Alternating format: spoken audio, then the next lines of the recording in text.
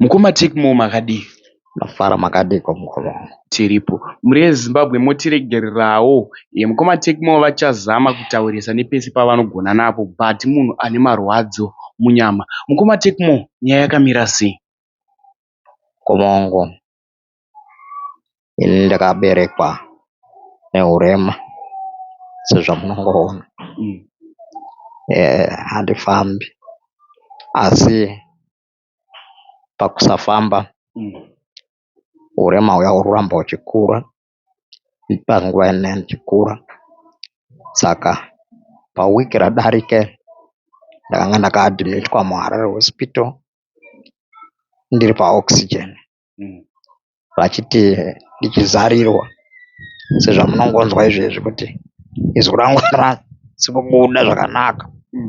Asi ndovimba ndichazama kuti zvibude zvakanaka. Saka ndakaenda kwamachiremba paHarare Hospital vakati rimwe saidhi rangu raita macrack walls. Saka macrack walls iwawo ndo ari kukonzeresa kuti ndizarirwe. Ivo vanozoitaura nezvenyumoniya chichi. Saka ndo saidhi rakaafekta. Rimwe saidhi iri vari kuti rakanaka harina problem. Saka ndaadhimitwa kudaro. Zvinhu hazvina kundimirira mushe kubva ipapo kusvika izvezvi. Nokuti ndakabuda muchipatara ndichitorwa mudumbu. Asi ndichinzwa mudumbu kudaro, machiremba vangoti hai reaction yemainjections awakabayiwa. Of which izvezvi chero chikafu chaicho chaicho handisi kutokwanisa kudya. Ndirarama nehurema kudaro. Handina chero chekudya chacho panguva ino. Chekudya chiri kutonetsa panguva ino nokuti ndaimboita hangu zvekutengesa. Asi ndichiita zvekutengesa kudaro unowirwa neurwere mari inotopera chero yaungaonayo. Zvadero kuti ndidzokere kundotengesa kwacho nyama dzacho dzichiri kurwadza. Saka ndo mamiriro andazvakaita. Handina anondichengeta. Ndogara ndoga. Zvinhu hazvina kundimirira mushe panguva ino. Alright, Mukoma Tekmo, tambonzwa muchiti pamaitengesa makabirwa. Pandaitengesa ndakabirwa pamaterminals. Ndakukwira kuti ndiende kumba. Vasina moyo, vasina tsitsi, ndo vakabva vangotorawo wallet yanga iri muhomwe mangu. Tiri kubetserwa kuti ndipindewo mukombi. Ndobva vatotorawo musi wacho zvanga zviri nani ndandambotengesawo. Saka vakabva vatotora zvichireva kuti vakatotora almost 3/4 yestaff yandandinayo. Ndobva ndasarawo nekota. Kumuka ndobva kwanetsa, ndobva ndazvitanga kurwara. Zvinhu hazvina kuzombomira zvakanaka. Alright, Mukoma Tekmo, ko hama dziri kumboti chii? Hama takaberekwa kumba kwedu, takaberekwa tiri 7. Mutwino wangu ndobva ashaya. Aiwa mukoma wangu abva ashaya. Saka tasara tiri 6. Saka pa6 wedu ipapo hatina watinoti uyu anowana. Vane mhuri dzavo. Vanenge vachitongotamburirawo mhuri dzavo kuti dai dzararama. Saka kuti vazosvikawo kwetiri, vanosvikawo nenguva iri nechekure. Pamwe pacho unge watozombovafonera kuti wedu hazvandimirira mushe. Voti regai tigombotsvaka todii, vozouyawo havo. Saka handingavapi mhosva. Ndinotongoti chero zvavanenge vagona.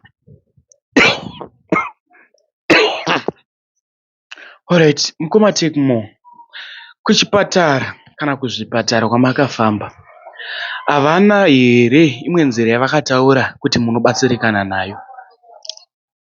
Apa pandakabva kuHarare Hospital, machiremba ainditi kuzarirwa uku kuchange kuchiuya pano nepapapa muupenyu. Saka vakandipa idea yekuti nditsvakirwe oxygen inenge ndichigara nayo kumba. Saka kana ndagara nezvimatengi zveoxygen vanenge vakuda kuti patime ndozarirwa, nekuti kuti uwane anozokuheupa panguva yekuti wazarirwa, pamwe pacho unogona kumushayiwa, pamwe pacho unenge usinawo mari. Saka unenge wangozvibatsira kuti ndikamboenda paoxygen pamwe zvadzikira wokwanisa kuzoendako kuchipatara kana wawanawo mari. Ndo solution yavakambondipa, nokuti vakati kakuda kuita kapermanent problem. Alright, makaudzwa here kunzi parikudiwa mari? Zvemari havana ravanditaurira kuti pangadikwa mari, nokuti ivo vaingoti zvinowanikwa kuDubai kana kuSouth Africa, ndo matauriro avaizviita.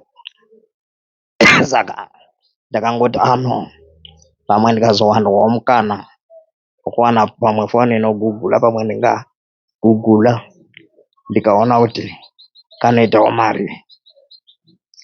Alright, tiri ipapo tisati tabuda munyaya iyi, hapana here mari iri kudiwa kuchipatara yakasara kana chikwereti?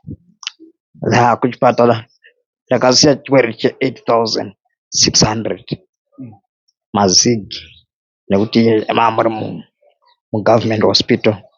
Saka iye inosvikawo zvekuma 200 or 225 according to rate inenge riripo.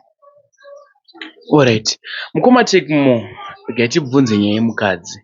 Hamuna mukadzi here wekuti anokwanisawo kumhanya nepese paanogona napo kuti akwanise kutenga chingave chikafu mumba? Mukadzi ndaimbova naye ndobva patangaita problem, aona matambudziko acho ngouya achiwanda. Mukadzi akasvika pakutiza. Akaita zvekutiza? Akasvika pakutiza nekuti ndandongorwara. Ndakatozobuda muchipatara but not this previous week, ndokutaura hangu pamaweeks adarika or pamwedzi adarika pandakamboadmitwa. Ndakazongowana kumba kusina munhu, atosiya makiya pavari panext door. Asi haana hake chaakaba? Zvimwe akangotora-torawo. Unoziva kana wagara nemunhu anofunga kuti pamwe gas tank nderangu, kana kuti stove ndeyangu, kana kuti mudziyo ndeyangu yemukicheni. Saka panguvawo pacho ipapo ndaikwanisawo kuenda kubasa. Saka hazvinonditorerawo nguva kudzosera zvanga zvaendwa nazvo. Saka ndakangozodzorerawo zvishoma. Alright, kwaizvezvi kudya muri kukwanisa kudya here? Kudya mhuri yeZimbabwe kuri kunetsa. Kuri kundinetsa nokuti izvezvi mudumbu muri kuita kunge makazara mhepo, hamene zvamuri makazara. Ndiri kungoti ndikadya, chero ndikadya 2 misuva yesadza, dumbu rinaa ratozara. Ndikamwa mvura chaiyo, dumbu rinotozara. Ndogona kutoswera zvakadaro. Saka kudya kwacho kuri kutonetsa, nekuenda kutoireti chaiko ritori dambudziko. Alright, mukoma Tekmo, vabereki varipi? Baba namai vangu vakafa. Amai vakafa 2015, baba vakafa 2016. Ndinokumbirawo mukoma Tekmo mutaure nemhuri yeZimbabwe rubatsiro rwamuri kunyanyoda, nokuti ndakataura inini ndega ndinoita kunge ndiri kunyepera munhu iye aripo. Saka ndichakumbira kuti mukoma Tekmo vatore nguva yavo vangokutaurirai zvavari kuda munguva ino. Ndofunga manzwa zvichinzi kuchipatara kune chikwereti che8,000 mazigi. Saka ndokumbirawo mutaure rubatsiro rwamuri kuda kumhuri yeZimbabwe, ende mubva mashedzera namba dzenyu. Ini ndingatoti panguva ino ndoda zvakawanda, nokuti ndokutanga kutaura nenyaya yechikafu. Chikafu chaicho handichorina, chekudya chaicho. panguva ino handina. Apa ndonguva yekuti handisi kukwanisa kutsvaka-tsvakawo kuti pamwe ndingawana zvekutengesa ndikaendokera kubasa nokuti nyama dzichiri kurwadza. Chepiri, chero magumbezi chaiwo anotodikwa kuti ndiwanewo kufuka panguva dzendinenge ndakadini, ndakazorora. Izvezvi ndikatotarisa kuti pilo yangu yandiri kuda, ndiri kuda kutorara ndakaita kunge ndakagara, asi handitorina zvekuunganidza kuti ndiite pilo.